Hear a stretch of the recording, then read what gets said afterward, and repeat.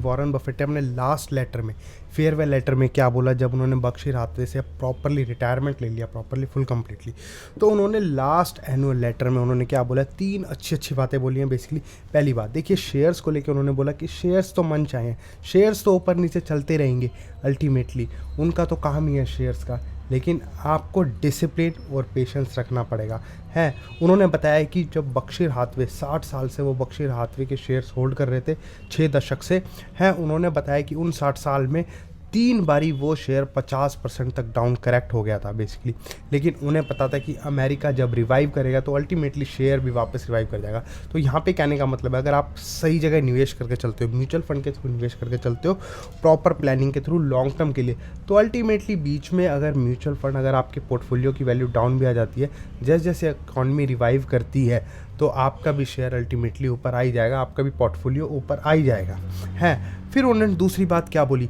देखिए उन्होंने दूसरी बात ये बोली कि उन्होंने जो है अपनी ज़िंदगी में सेकंड लाइफ में ज़्यादा एंजॉय करा, बेटर फील करा बेसिकली, क्योंकि आज वो उनकी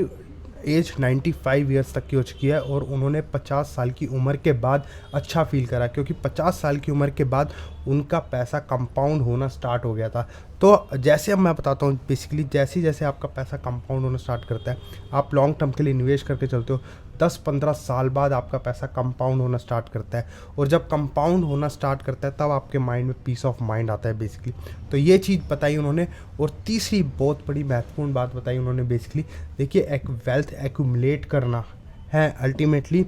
वेल्थ एक्यूमुलेट करना ये कोई ग्रेटनेस नहीं है, मतलब गवर्नमेंट में आपकी पावर होना ये कोई ग्रेटनेस नहीं है बेसिकली। सबसे बड़ी ग्रेटनेस है आप कितने लोगों की मदद करते हो, हेल्प करते हो, हज़ारों तरीके से, किसी भी तरीके से आप हेल्प करते हो, तो वो सबसे बड़ी ग्रेटनेस है। काइंडनेस सबसे बड़ी, काइंडनेस हमेशा कॉस्टलेस हो सकती है और प्राइसलेस भी हो सकती है।